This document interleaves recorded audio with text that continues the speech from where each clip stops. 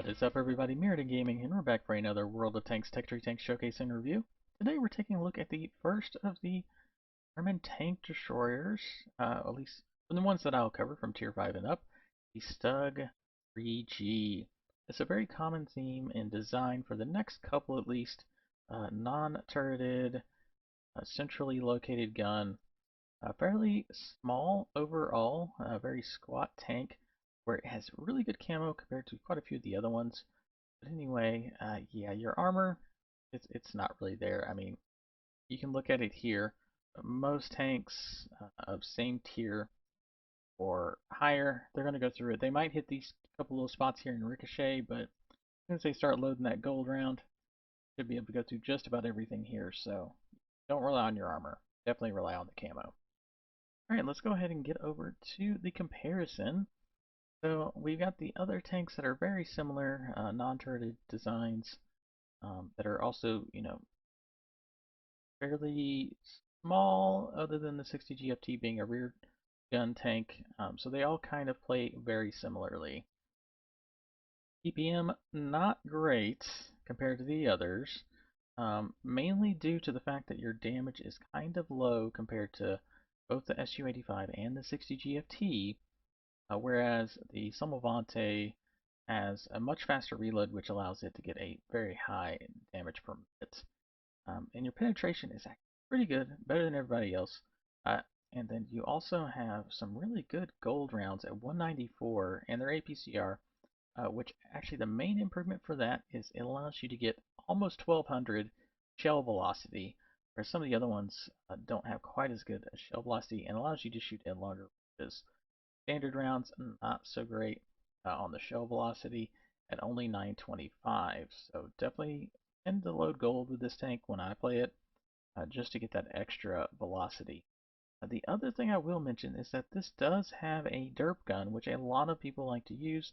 Of course, they tend to use heat rounds, because that does allow you to fight those tier 6s without a problem and go through every single tier 5, tier 4 and tier 5 for the most part. But yeah, we're not going to be using that one because most people tend to use standard gun on this one. Alright, then we get down to ammo capacity. It's pretty good. You can take a few of everything. Definitely need a couple of HE for resetting cap. You need to at the end. But yeah, you can take a few of both standard and gold rounds. But yeah, potential damage much less than everybody else here. But the one nice thing with this tank is your dispersion is much better than at least a couple of them, pretty on par with the SU. But that allows you to actually hit your shots more accurately. Like the other ones will still hit the tank, but you can be a little bit more selective with those weak point shots, whereas they have to be a little bit more kind of lucky to hit them. And also your aim time, 1.63. That is amazing. Now that is how much it takes for, is it critical to get down a third or a half? I can't remember which. But yeah, much better than a couple of the other ones for sure, and then the aim. Gun depression, now this is kind of misleading because of the way your tank is designed. You're not going to be playing over ridge lines because your tank is so kind of smushed that, yeah, it can go down 7 degrees, but you still have to have your entire tank over the top of the ridge to be able to fire. So there is that. Same thing with elevation. These are misleading with the way the tanks actually play. We get down to our speed, pretty good, not as good as some of the other ones. Since you play towards the back anyway, not really that much of an issue of you getting into position before the enemy tanks get to where you can start shooting them. Uh, Traverse is actually pretty good, especially on hard and medium compared to the other ones. So you can turn left and right much better than most of these other tanks other than the WoT, which that one's kind of like a volume uh, tank to where it has to turn to make use of that low damage but high reload. So kind of a very similar design like 3.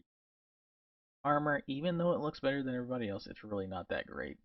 Same tier and higher will go through you no problem. Even tier 4s will be that much problem. And then camo, this is the reason I really like this. It's on par with the SU-85. The thing with the SU-85 though is a little bit taller, so that little uh, detector spot on top of the tank a little bit, you're able to hide in bushes that are shorter than the SU-85 can. The Sumovante is very similar size, so it can hide just as well. It has slightly better camo. And then your view range, not great, 310. We can try to get that up with equipment and crew skills if we wanted to.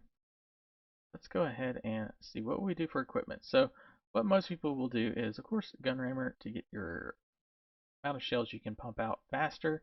Although you can probably get away with not using it because you have a fairly fast reload already. So the other option you can go with is improved aiming to get that dispersion down even more to be more pinpoint accurate. And typically what people will use will be either a camouflage net or a low noise exhaust. Now there's two trains of thought. If you're going to sit in the bush, not shift left and right too much because you can shift a little bit without it deactivating the camouflage net, but most of the time if you have to turn like a 45-degree angle, it's going to deactivate it. So some people like me tend to use the low noise exhaust instead. That gives you a little bit of that camo boost, especially when you're using a camo crew as well, and allows you to be able to um, still stay relatively hidden compared to a lot of the other tanks. And then it comes down to like I said, you could go gun rammer, could go vents, or the other option is something that gives you a little bit better view range so you can spot for yourself, especially towards the end of the battle. So this is not typically the standard setup that most people would run. Most people would probably run the camo net instead, but just some food for thought. And then of course instead of that, they'd be that gun ramp. So that is the general setup that most people will end up using. And then of course, let's go ahead and do our camouflage. We're going to want Brothers in Arms and concealment for sure. Those are the main ones. I always have to think. It says turret rotation, but I believe it allows you. I think it's also gun too. And then even though you're not really moving all that much, that's why the snapshot and the right aren't quite as critical. Because this tank you tend to sit in the bush for the entire game. So those are the ones that we really want to go for. Let's see what that gets us to. So our reload time of 0.38, much closer to the Salmovante. You can almost get 2 rounds off before the SU-85. Our dispersion down to 0.29. That is awesome. That definitely makes us more of a tac driver than the other three for sure. And then our ammo up to 59, which is really good. They basically have to run over you, spot you. As long as you're not firing. As soon as you fire, of course, if you're not firing behind the bush, they'll see you. But yeah, most tanks will have to run over you before they spot you if you're just sitting in the bush. Alright, so let's go ahead and get over to the replay. We're going to be watching, let's see, Granting from the Reels clan and his Stug 3G on Ruinberg. Okay, let's go ahead and make that minimap slightly larger here. Yep, very standard play, going up to the far corner or maybe in between one of these buildings. There is one spot at D1 that you can use, the windows there, but you really do need a slightly taller tank, I believe. Oh, Stewart. Oh, managed to get back over. He was going to help him though, in case he didn't. Alright, let's see, there's a few bushes here that he could use if he wanted to, like he is. See if he can get the stuff trying to make the cross into the center. Blind fire there. Oh, here comes something.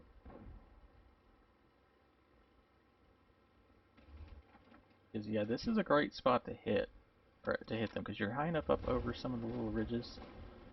He backed up a little bit to make sure not spotted before firing.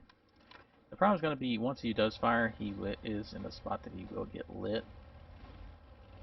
Okay, going to move down to try to counter those guys in the middle. See if he get a shot from here.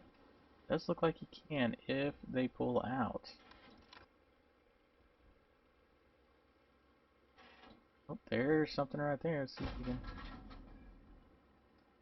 See, he is running the binocs. See, like I mentioned, some people will run the binocs to be able to spot for themselves.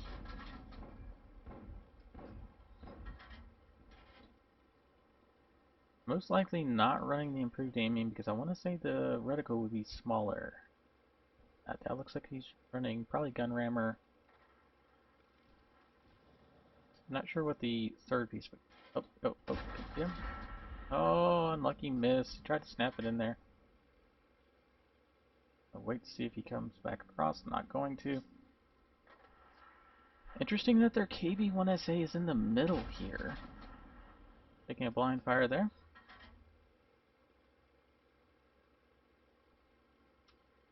I didn't realize that doorway, you could actually shoot through it.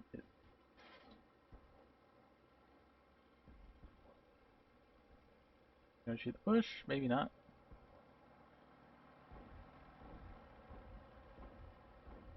Yeah, it looks like the city is falling, so there is... Artillery is running away. M10 is moving this direction as well. Already down 3 tanks to 2.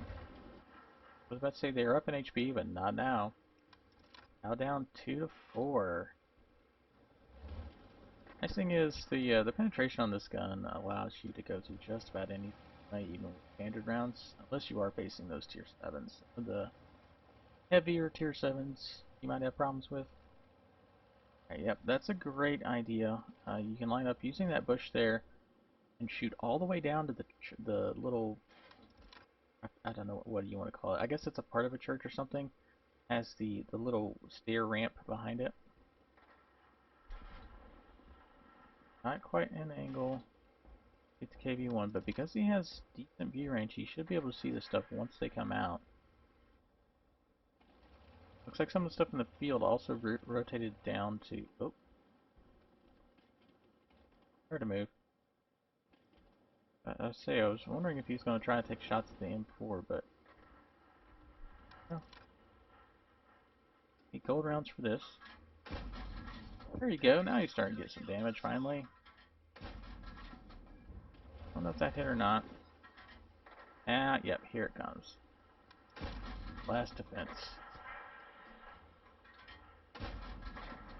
Sadly enough, this thing is relatively accurate for the tier, this tier.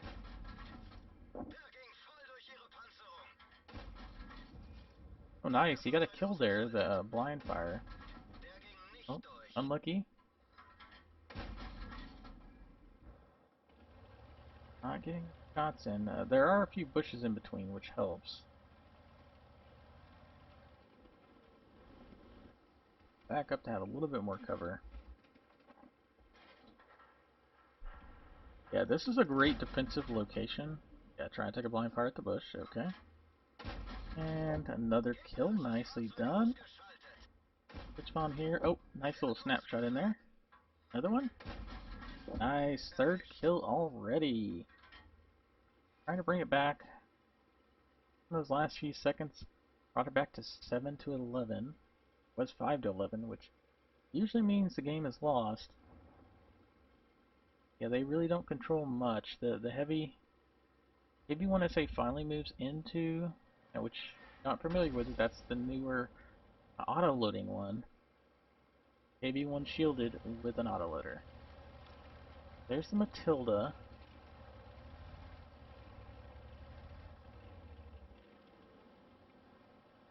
Up and see if he can spot something. Oh, M4. Didn't move to take a shot. Oh, there's the T-34 1941. He's gonna come up here and help save the Stewart. One into him. Two into him. Eat around. Stop. One more. Oh, hit the ground there. Gotta be careful, that T-34 moving in. Got unlucky. There you go, now he's got him. Turn to face T-34. Oh, thankfully that rebel blocks the T-34 from shooting him. Artillery coming in. Yep, there goes 200 health. The artillery can pin you.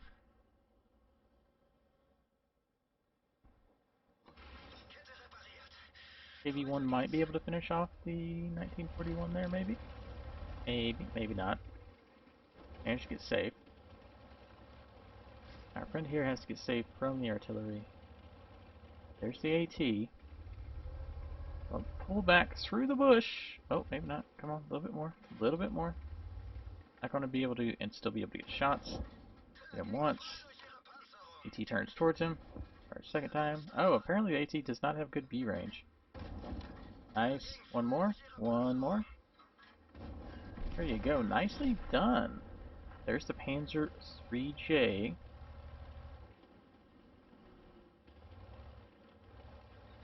Can't remember if that's the one that's like super hard to pin or not. Not look like it. But she has 194 pins, so that should be able to go through just about anything. Nice kill there. Now he's got to get out of the way of the Artie again. The Artie crits. He might be able to kill him. Artillery. Oh, got lucky there. And now it's time to try to track down the T6.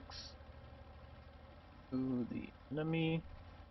The enemy Stug? No, that's S-35. That'll be the fun part, is trying to, which thankfully has binoculars.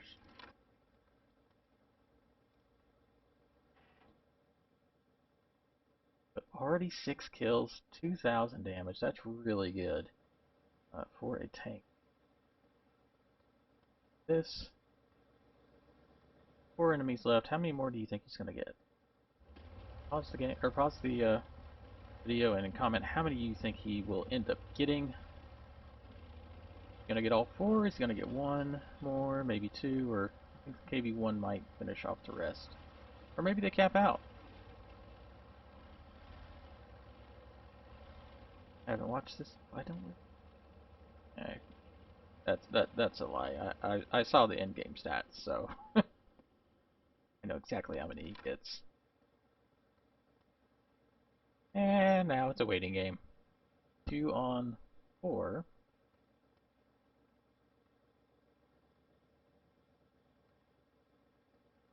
So this may take a moment. Looking around, trying to figure out where they're going to come from. Everyone is watching that alley. And anyone coming towards Cap. Basically watching the field. Riveting gameplay, right? Da, da, da, da, da.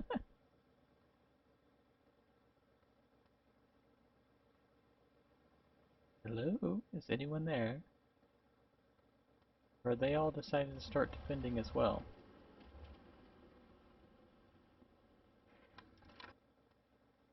If they were smart, the T6 and the T34 should come at the KB1 at the same time.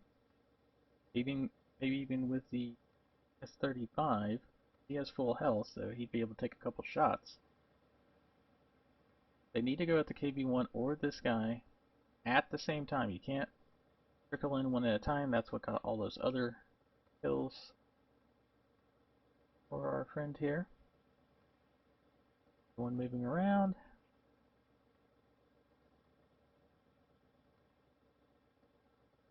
Wow, this is exciting.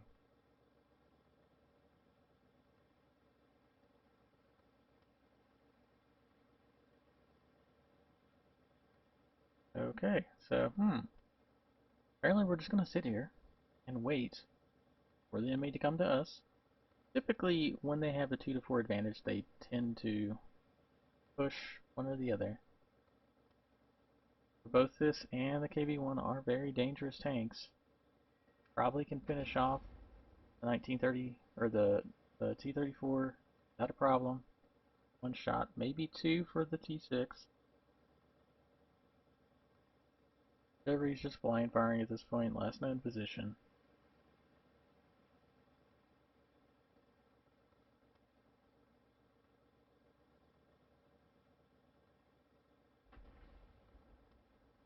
Almost want to start fast forwarding, but I'm not sure, since I haven't seen it, I don't know how long it's going to take before the action picks up again. Which it will, I can promise you that much. This skips like 20 seconds. You know what, let's go ahead and fast forward and let's... Alright, so the KB1 has finally decided to spot. Oh, he's getting hit. From where? Oh, there's the artillery. Oh no, so our buddy's going to be alone in a second. There's the S-35. One, two. Oh, that's technically a high roll. Armor not pinned. Gonna get him. Got the S-35 before, and I don't think he was spotted. And now it's just him against the mediums and the artillery. Let's go ahead and do another fast forward real quick. Oh, looks like he managed to get the T-34 somewhere in there.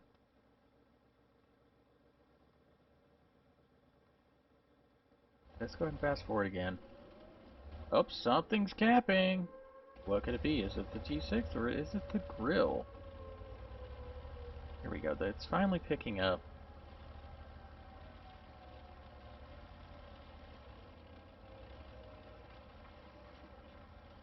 I'll take that same position that he always does here in the back, behind that rubble. It's a great location. Oh, there it is. It's the T6. Apparently he also damaged the T6 at least once. 6 gone. Now it's time to find the artillery. Fast forward a little bit.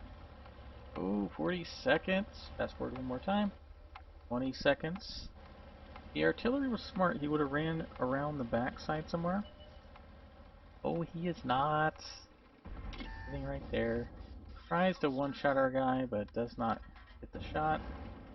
Cracks him, and finally, killing shots for the win, 15 to 14. 10 kills. Let's go ahead and take a look at those end-game stats real quick.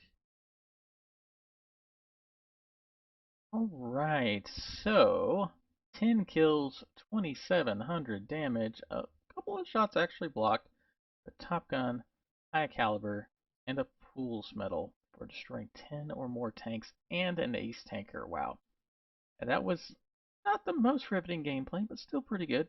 Oh, that's definitely how you have to use that. Use your reload time to finish off those tanks and your relatively good accuracy compared to the others, although, as you can see there, anything over 0.30, not great. Anyway, that's going to be it for today. Forward to checking out the next tank in this line on our next video. And don't forget to check me out on Twitch, same name, Meriden Gaming, over there, and where I stream on Tuesdays, Thursdays, and Saturdays. Every once in a while, I might stream with someone else because I do join a couple other streamers every once in a while. So you can check me out on theirs as well. But anyway, that's going to be it for today. This is Meriden Gaming, and I'll see you on the battlefield.